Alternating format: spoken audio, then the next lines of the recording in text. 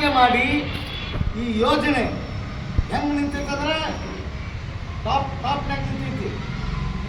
ಈಗ ಬರೇ ಹಿಂಗೆ ಹೊಡೆದು ಓಡಿಸ್ಬಿಡೋದು ಅಟ್ಟ ಕೆಲಸ ಐತಿ. ಈಗಾಗಲೇ ಮಾನ್ಯ general manager railway Mukul Sharan Mathur ಅವರು ಒಂದು ಪತ್ರವನ್ನು ಜಗದೀಶ್ ಶೆಟ್ಟರ್ ಅವರಿಗೆ ಕೊಟ್ಟಾರ. ವಾಸವ ಆಗಿದ್ದ ತಪ್ಪನ್ನು ಪುನರೆಚ್ಚರಿಸೋದಿಲ್ಲ, ಅದನ್ನು ಮತ್ತೆ ರಿಪೀಟ್ ಮಾಡಂಗಿಲ್ಲ. ಯೋಜನೆಗೆ ಅಗತ್ಯ ಇರುವಂಥ ಯೋಜನೆಯ ಪರವಾದಂಥ ಸಮೀಕ್ಷಾ ವರದಿಯನ್ನು ನಾವು ಕೇಂದ್ರ ಸರ್ಕಾರಕ್ಕೆ ಕಳಿಸಿಕೊಡ್ತೀವೋ ಅಂತ ಹೇಳ್ಯಾರ. ಲೆಟರ್ ಐತಿ ನಮ್ಮ ಹತ್ರ. ಅವ್ರು ಹೇಳಿದ್ದಾರೆ. ಅದರಂತೆ ನಮ್ಮ ಜಗದೀಶ್ ಶೆಟ್ಟರ್ ಅವರು ಈ ಯೋಜನೆಯನ್ನು ಕಾರ್ಯರೂಪಕ್ಕೆ ತರಬೇಕಂತ ಹೇಳಿ ಪೂರಾ ಮನಸ್ಸಾರೆ ಭಕ್ತಿಪೂರ್ವಕವಾಗಿ ಜಗದೀಶ್ ಶೆಟ್ಟರ್ ಪ್ರಯತ್ನ ಮಾಡ್ತಾ ಇದ್ದಾರೆ. ಅದಕ್ಕೆ ನಾನು ಕರ್ನಾಟಕದ 28 ಲೋಕಸಭಾ ಸದಸ್ಯರನ್ನು ಕೂಡ ಅಪೀಲ್ ಮಾಡೀನಿ. ತಾವುಗಳು ಜಗದೀಶ್ ಶೆಟ್ಟರ್ ಅವರ ಪ್ರಯತ್ನಕ್ಕೆ ಕೈಗೂಡಿಸಬೇಕು. ಪಕ್ಷ ಭೇದ ಮರೆತು ತಾವುಗಳು ಅವ್ರಿಗೆ ಬೆಂಬಲಿಸಬೇಕು ಅಂತೇಳಿ ನಾನು ಕರೆಯನ್ನು ಕೊಡ್ತೀನಿ. ತಾವು ವಿಡಿಯೋಗಳನ್ನು ನೋಡಿರಬಹುದು. ಅದನ್ನು ಪೂರಾ ಕರ್ನಾಟಕದ ಎಲ್ಲ ಸಂಸದರುಗಳು ಬಹಳಷ್ಟು ಸೀರಿಯಸ್ ಆಗಿ ತಗೊಂಡಾರ. ಅದರಂತೆ ಮಾನ್ಯ ಮುಖ್ಯಮಂತ್ರಿಗಳು ಸಿದ್ದರಾಮಯ್ಯನವರು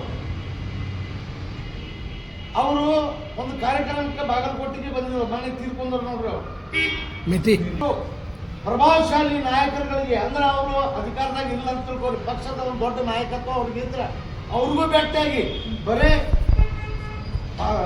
ಲೋಕಾಪುರ ಟು ಧಾರವಾಡ, ಸೌದತ್ತಿ, ಯಲ್ಲಮ್ಮ, ರಾಮದೂರ್ ಇದರ ಬಗ್ಗೆ ಎಲ್ಲ ಕ್ಲಿಯರ್ಫಿಕೇಶನ್ ಎಲ್ಲರೂ ಮಾಡೀನಿ.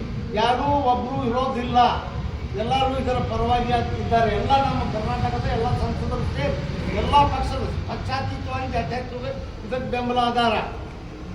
ಅದರಂತೆ ನಮ್ಮ ಮುಖ್ಯಮಂತ್ರಿ ಅವರು ಬಂಡಿಗಿನಿ ಅಂತ ಒಂದು ಇದು ಕಾರ್ಯಕ್ರಮ ಬಂದಿದ್ರು. ನಾನೇ ಸ್ವತಃ ಭೇಟಿಯಾಗಿ ಸೌದತ್ತಿ ಯಲ್ಲಮ್ಮನ ಭಕ್ತರಿಗೆ, ಸಿರ್ಸಂಗಿ ಕಾಳಮ್ಮನ ಭಕ್ತರಿಗೆ, ಶಬರಿ ಕೊಂಡದ ಭಕ್ತರಿಗೆ ಮತ್ತು ಕೊಡಚಿ ಈರಣ್ಣ ದೇವರ ಭಕ್ತರಿಗೆ, ಕರ್ನಾಟಕದೊಳಗೆ ಭಾರತ ದೇಶದೊಳಗೆ 2ನೇ ಕಾಶಿ ಅಂತ ನಡೆಸ್ಕೊಂಡಂಥ ಈ ಕ್ಷೇತ್ರ ಇಲ್ಲಿ ಭಕ್ತರಿಗೆ ಅನುಕೂಲ ಆಗುವ ರೀತಿಯೊಳಗೆ ನೀವು ಕೇಂದ್ರ ಸರ್ಕಾರಕ್ಕೆ ಪತ್ರ ಬರೆದು ಈ ಯೋಜನೆ ಅನುಷ್ಠಾನಗೊಳಿಸಿದರೆ ನಾನು ಭೂಮಿ ಕೊಡ್ತೀನಿ ಅಂತ ನೀವು ಹೇಳ್ರಿ ಅಂತ ಪತ್ರ ಕೊಟ್ಟಿದ್ದೆ. ಅದಕ್ಕೆ ಉತ್ತರನೂ ಅವರು ನನಗೆ ಕೊಟ್ಟಾರ. ಆ ಉತ್ತರದೊಳಗೆ ತಮಗೆಲ್ಲ ಲೆಟರ್ ನಿಮ್ಮ ಕಡೆ ಇರಬೇಕದು. ಅದರಾಗ ಅವ್ರು ಏನು ಕೇಳ್ಯಾರ, ರೈಲ್ವೆ ಮಾರ್ಗಗಳಿಗೆ ಒಂದು ನಮ್ಮ ಕರ್ನಾಟಕದೊಳಗೆ 50-50 ಅಂತ ಐತಿ. ಅಂದರೆ ಭೂಮಿ ಮತ್ತು ಯೋಜನೆಗೆ ಅಗತ್ಯ ಇರುವಂಥ 50% ಹಣ ಅಂದರೆ ಹಳಿ ಹಾಕಕ್ಕೆ, ಬ್ರಿಡ್ಜ್ ಕಟ್ಟಕ್ಕೆ, ಮಾರ್ಗಕ್ಕೆ ಏನು ಖರ್ಚು ಬರ್ತೈತಿ ಅದರಾಗ 50% ಕೊಡಬೇಕಂತೇಳಿ ನಿಯಮದ ತೈರಾಡ್ ಅಂತ ತೈರಾಡ್ ಒಪ್ಪಂದ.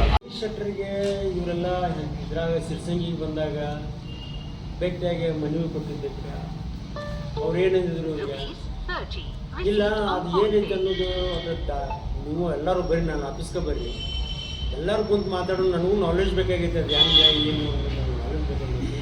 ನೀವು ನಮ್ಮ ಆಫೀಸ್ಗೆ ಬರ್ರಿ ಅಂತ ಅವರ ತಾರೀಕು ಕೊಟ್ಟಿದ್ದೆ. ನಾವು ಅವರ ತಾರೀಕು ಕೊಟ್ಟಾಗ ಎಲ್ಲರೂ ಹೋಗಿದ್ವಿ.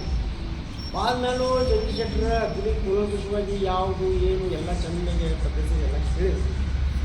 ಕೇಳಿ ನಾಳೆ ಇದನ್ನೆಲ್ಲ ತೊಗೊಂಡ ನಾನು ಜಿ ಎಮ್ ಕೂಡ ಮೀಟಿಂಗ್ ಐತಿ, ಜಿ ಎಮ್ ಕಡೆ ಎಲ್ಲಕ್ಕೆ ಡಿಸ್ಕಸ್ ಮಾಡಿದ್ರೆ ನಾವು ಮಾಡ್ತೀನಿ ಅಂತ. ಅದಾದ್ಮೇಲೂ ಏನಾಗಲಿಲ್ಲ. ಮತ್ತು ಜಿ ಎಮ್ ಕಡೆ ಎಲ್ಲರೂ ಹೋಗಿ ಬಂದ ಮೇಲೆ ಮತ್ತು ಮುಗಿತು.